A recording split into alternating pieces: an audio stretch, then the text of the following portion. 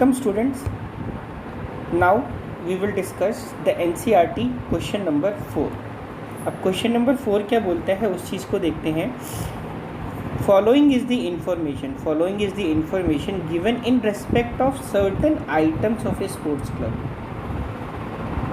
मतलब sports club है और कुछ आइटम्स की यहाँ पे हमें इंफॉर्मेशन गिवन है.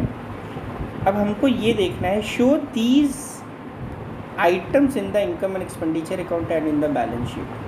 देखो अब हमको ये बताना है कि ये जो इन्फॉर्मेशन है हमारे पास, इस इन्फॉर्मेशन को हम बैलेंस शीट में कैसे शो करेंगे और इसी इन्फॉर्मेशन को हम इनकम एंड एक्सपेंडिचर अकाउंट में कैसे शो करेंगे. देखो सबसे पहले आपको इस चीज़ का ध्यान देना है कि अगर किसी के सामने ये वर्ड क्या है, फंड है, मीन्स ये आपके कौन से कॉन्सेप्ट में आ गया, फंड बेस्ड अकाउंटिंग के कॉन्सेप्ट में आ गया. चलो स्पोर्ट्स फंड कितना गिवन है, 35,000 और इसी 35,000 का इन्होंने क्या कर दिया, स्पोर्ट्स फंड इन्वेस्टमेंट कर दिया. तो देखो ये स्पोर्ट्स फंड है तो इसको हमारा बैलेंस शीट बनता है. ये हमारा मान लो बैलेंस शीट है. ठीक है बच्चों, ये हमारी बैलेंस शीट हो गई. ये सपोज करो हमारा एक बैलेंस शीट है.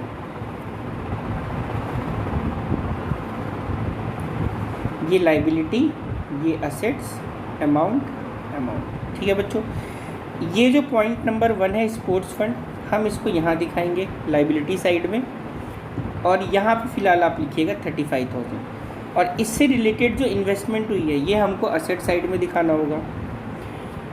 इस इन्वेस्टमेंट पर, ये जो इन्वेस्टमेंट है इस पे जो हमको इंटरेस्ट रिसीव्ड हुआ है, ये जो इंटरेस्ट रिसीव्ड हुआ है ये हमारा लाइबिलिटी में प्लस हो जाएगा. ठीक है बच्चों, ये चीज़ आप हमेशा ध्यान में रखिएगा कि किसी भी फंड को जब हम लोग इन्वेस्ट करते हैं और उस इन्वेस्टमेंट पर जो भी हमको इंटरेस्ट मिलेगा वो इंटरेस्ट हमको उस पर्टिकुलर फंड में ऐड करना होगा, ना कि असेट्स में जाके आप उसको ऐड कर देंगे. तो ये 4,000 रुपीज़ हमारा क्या हो जाएगा यहाँ पर, ये जो 4,000 रुपीज़ है ये हमारा लाइबिलिटी में जाके ऐड हो जाएगा. डोनेशन फॉर स्पोर्ट्स फंड, अब किसी ने स्पोर्ट्स फंड के लिए डोनेशन दिया तो ये डोनेशन जो मिला है 15,000 रुपये स्पोर्ट्स फंड के लिए, ये भी हमारा कौन से पर्पज़ के लिए यूटिलाइज़ होगा, स्पोर्ट्स फंड के लिए यूटिलाइज़ होगा. तो इसको भी हम क्या करेंगे, लाइबिलिटी में इसी के नीचे प्लस कर देंगे. मतलब 35,000 को प्लस करेंगे, 4,000 को प्लस करेंगे और ये 15,000 को हम क्या करेंगे, प्लस करेंगे. कहाँ पर प्लस करेंगे, लाइबिलिटी साइड में. अब हमने क्या किया है, स्पोर्ट्स प्राइज़ अवॉर्डेड, तो ये हमारे लिए क्या हो गया, 10,000 का एक्सपेंस हो गया. स्पोर्ट्स इवेंट पे एक्सपेंस हुआ तो ये हमारे लिए क्या हो गया, 4,000 का एक्सपेंस हो गया. तो इन दोनों को हम क्या करेंगे, सब्ट्रैक्ट करेंगे. और कहाँ से सब्ट्रैक्ट होगा, 35,000, 4,000 और 15,000 को प्लस करने के बाद जो भी हमारा आउटकम आएगा उसमें से हम 14,000 को लेस कर देंगे और जो हमारा फाइनल आंसर बचेगा वो हमें यहाँ पर लिखना होगा.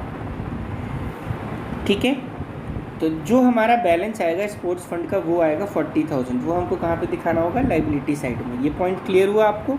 नाउ ठीक उसी तरीके से जो जर्नल फंड है ये हमारा लाइबिलिटी में चला जाएगा. जर्नल फंड इन्वेस्टमेंट हमारा असेट्स में पोस्ट करेंगे.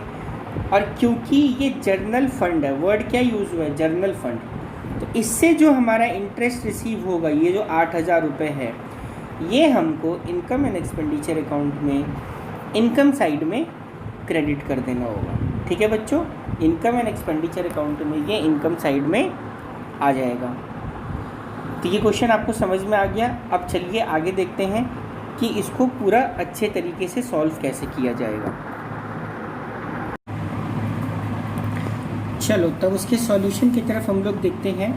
जैसे मैंने आपको समझाया था मैं आपको बताते जाता हूँ. जैसे कि मैंने क्या बोला था आपको कि जो ये हमारा स्पोर्ट्स फंड होता है, स्पोर्ट्स फंड हमारा क्या हो गया, एक तरीके का लाइबिलिटी, क्योंकि ये जो फंड हमको मिला है ये बेसिकली हमारा स्पोर्ट्स के आइटम के लिए मिला हुआ है. तो हमको स्पोर्ट्स फंड, जैसा कि आप क्वेश्चन में देख पा रहे होंगे, वो हमारा है 35,000.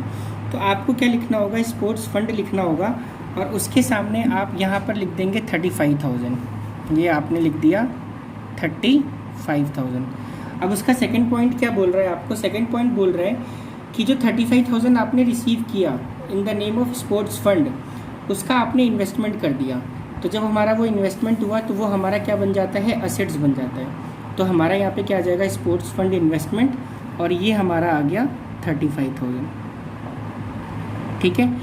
अब इस स्पोर्ट्स फंड इन्वेस्टमेंट पर जो आप इंटरेस्ट रिसीव करेंगे वो हमारा यहाँ पर ऐड होगा, क्योंकि एक लॉजिक आपको ये समझना है कि मान लीजिए जिस एक्टिविटी के लिए हमको पैसा मिलता है और उसके लिए हमने इन्वेस्टमेंट क्रिएट किया, तो उससे जो भी हमारा इंटरेस्ट हमको मिलेगा वो इसी स्पोर्ट्स फंड में ऐड होगा, क्योंकि वो जो इंटरेस्ट हमको मिला वो भी हमको स्पोर्ट्स एक्टिविटी के लिए ही यूटिलाइज करना होगा।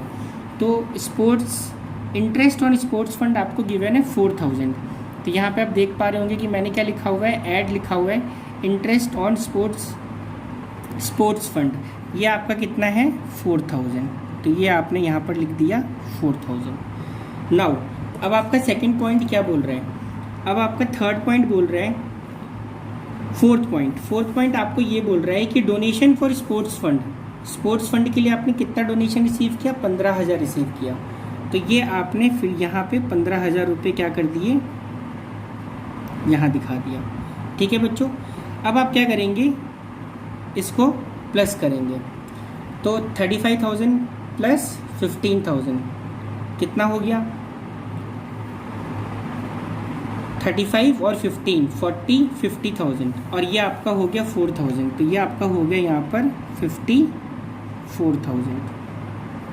अब यहाँ पर स्पोर्ट्स प्राइज अवॉर्डेड, मतलब कि जो ये फंड हमारा हुआ इसमें जो भी हम खर्चे करेंगे ये हमको इसी में से माइनस करना होगा।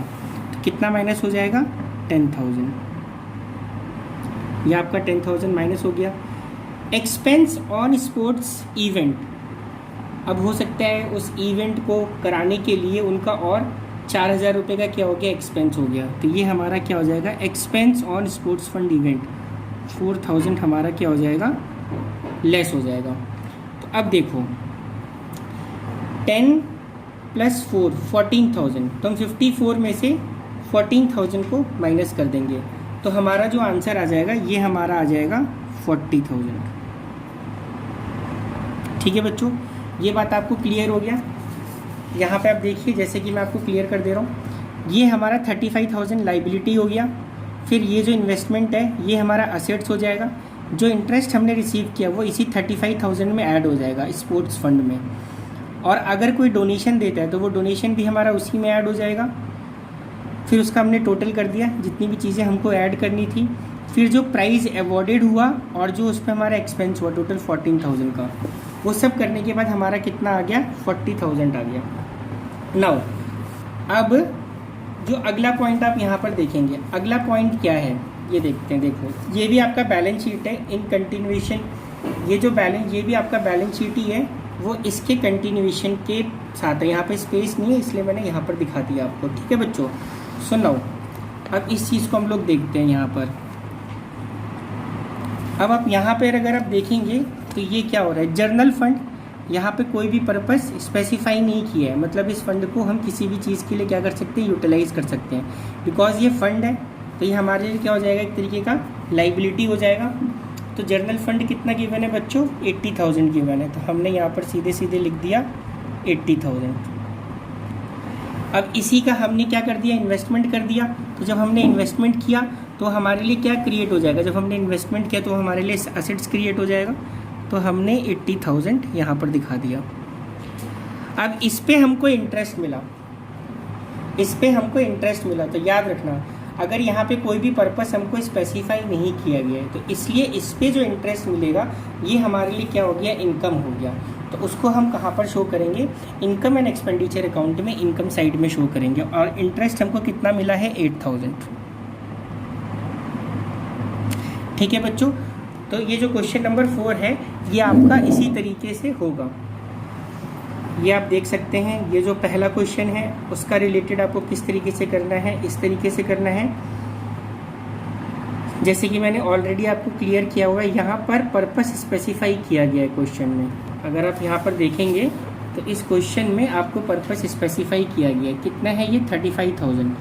इसीलिए 35,000 हमारे लिए क्या हो गया, एक तरीके का लाइबिलिटी हो गया, क्योंकि फ्यूचर में जब हम स्पोर्ट्स रिलेटेड कोई भी एक्टिविटी कराएंगे तो वो हमारा इसी में से सब्ट्रैक्ट होना है। अगर एक्सपेंस हुआ या कोई उसके लिए हमको डोनेशन दे देता है तो वो हमको इसी में क्या करना पड़ेगा, प्लस करना पड़ेगा। आई बात क्लियर? और यहाँ पर जो अमाउंट आपका लास्ट में बैलेंस बचेगा वो आपका 40,000 यहाँ पे दिखाना होगा। और जब जनरल फंड की बात आती है तो जनरल फंड का ट्रीटमेंट हमको बैलेंस शीट में इस तरीके से दिखाना पड़ेगा। जो जनरल फंड, अगर यहाँ पे फंड वर्ड है तो जनरल फंड आपका 80,000 लाइबिलिटी हो जाएगा। उस पर जो इंटरेस्ट हमारा क्रिएटेड है ये हमारा 8,000 यहाँ पर आ जाएगा। सॉरी, उस जो हमने इन्वेस्टमेंट किया 80,000 हमारा यहाँ पर आ जाएगा। और इस इन्वेस्टमेंट पे जो हमको इंटरेस्ट मिला वो हमारा कहाँ पर आ जाएगा, यहाँ पर आ जाएगा। ये बात आपको क्लियर हो गया होगा? ठीक है बच्चों, तो ये हमारा था question number 4 from the NCERT text book. आप इसका सोल्यूशन एक बार फिर से देख सकते हैं और इसका स्क्रीनशॉट भी ले सकते हैं और इसको नोट डाउन कर लीजिएगा। ठीक है बच्चों, ये आप एक बार देख लीजिए। और ये उसका जो इंटरेस्ट हमारा था, ठीक है।